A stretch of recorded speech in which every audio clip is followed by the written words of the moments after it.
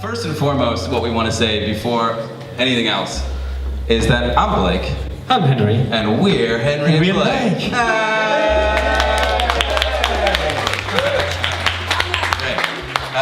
We're Henri and Blake, guys, and the first thing we want to say is thank you so much for coming. This entire night is our way of showing our gratitude to everyone who's been with us in the last year. Henri and I have been on this crazy, weird journey. We don't really know where it's going. We don't know how we got where we are, but we do know one thing is for sure. It wouldn't have happened without everyone we have to support us, without the friends who gave us feedback, without the people who gave us their thoughts, who were our shoulders to cry on, who came to our workshops, who came to our meetups, people who checked out our website, who put their faith in us, who booked us for workshops. This whole night is just our way of saying thank you so much. Give yourselves a round of applause. Thank you.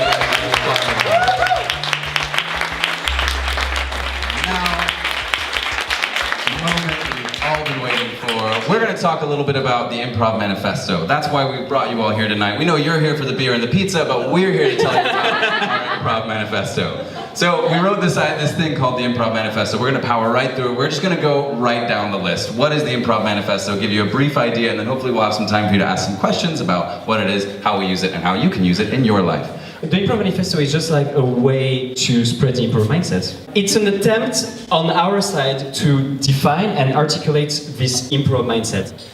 We did a lot of research into principles and values and manifestos and all these things. We really wanted to come at this with an informed mindset. We asked our friends, we got people who are improvisers, got people who aren't improvisers involved and got their feedback and asked them what they thought. The Improv Manifesto that we came up with has principles and values. A principle is something that doesn't change, basically. It's something that's always true. It's like a noun that just never changes, like honesty or integrity. And a value is something that's more subjective. Some values are appropriate in some situations and not in others. You can imagine it like a toolbox. The Improv Manifesto is a toolbox, and the principles are the toolbox itself. A good carpenter brings his toolbox with him everywhere he goes, no matter what the job is.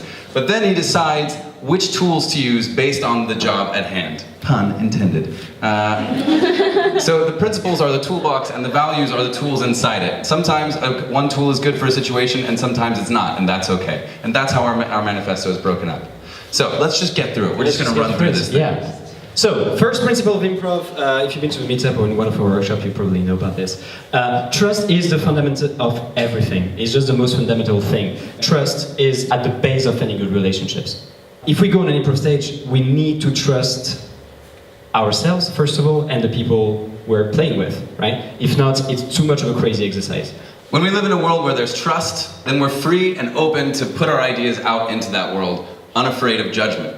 And if we have that kind of trust, then we can start doing what's called yes-anding. We treat every idea like a gift, we accept it, and we show appreciation for it. That doesn't mean you have to agree with everything everyone says or does, but you have to agree that it's real, they've said it, they've done it, and you have to try to move on yourself by adding something to it, your own idea, your own opinion, your own belief. And we move from there, building together like Legos, one brick at a time.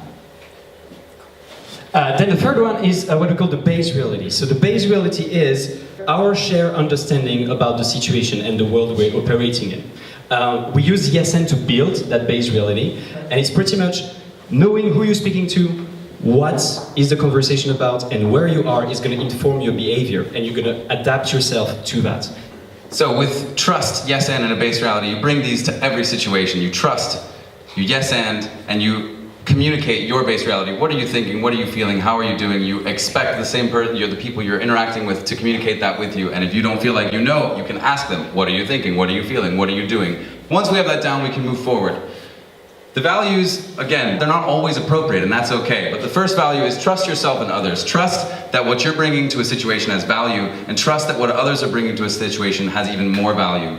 And trust that everyone around you has your back, and ensure that everyone around you knows you have their back. We want to live in a world where we can trust each other and trust our own ideas.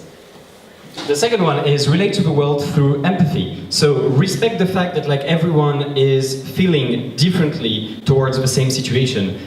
Every person's experience is valid and true for them, even if it's not true for you. We want to create a safe space. We want to create an environment free of judgment. If we treat every individual with kindness, respect, and equality, we can give everyone the freedom and space to be themselves fully while bringing their ideas to life. Assume the best. Always give the benefit of the doubt to the people. Trust the good nature of people. And when in doubt, just ask for an explanation. We're halfway through. Here we go. We want to focus on relationships. Remember, put people first. There is nothing that matters more than the people around us and the connections we share. Not the project you're working on, not the company that you work for. Nothing matters more than the people and the connections we share, and we need to put those relationships first at all times. Yes. Yes, thank you. Thank you for yes ending that. Make everyone else look good. Very important on the improv stage. We are all in the same boat. So always try to look for the success of the collective, and you'll see that your success is getting along with that. Listen and support. This comes back to the idea of yes and. Spend more time listening than you spend speaking. Listen fully and actively and with your entire attention, and support the ideas of others by agreeing and adding something new. Again, agreeing doesn't mean saying, I agree with your idea, but it says, I agree that you've put that idea out there, it exists, I can't deny it. Here's how I'm going to add to that idea. Seek common ground. Use agreement and support to play at the intersection of your desires, wants, needs. And drop your ego when appropriate. Sometimes it's better to go with someone else's ideas, and that's perfectly fine.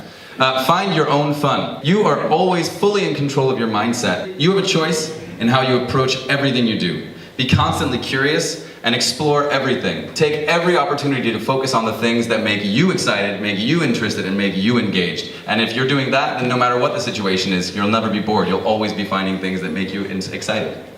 Make strong choices. Be creative, be original, go for it, and commit fully to your ideas. We want to build the present moment. We want to focus on the thrill of being alive in the here and now. Leave the past in the past, and plan for the future with a willingness to drop those plans when life inevitably happens. Yay. With a big fan in the audience. One believer. Okay, then communicate your reality. Basically, be honest, open, do not be afraid of being vulnerable. Is by communicating your reality to the people in front of you that they're going to be able to support you the best. Show, don't tell. Actions speak louder than words, remember that. And focus on walking the walk over talking the walk. Talking the talk. There we go, we got there. And guys, we made it, that's the last one. Be patient. Leave time and space for ideas to actually develop themselves, and let that time for you to actually get other people's ideas into your thinking. So now what? If you want to take a look at the Improv Manifesto at some point and go through these in more detail, feel free, that would be great, we'd love you to. Again, this is just a mindset. Everything we're describing here is a collective group of ideas that form a mindset, an attitude, a belief system for how to approach the world that you're operating in. We know it's a good thing, we know it's powerful, we know it works on an improv stage, and more importantly, we know it works off the improv stage. So what can you do now that you have an understanding of what that might be? Well, the whole point is to get out there and practice.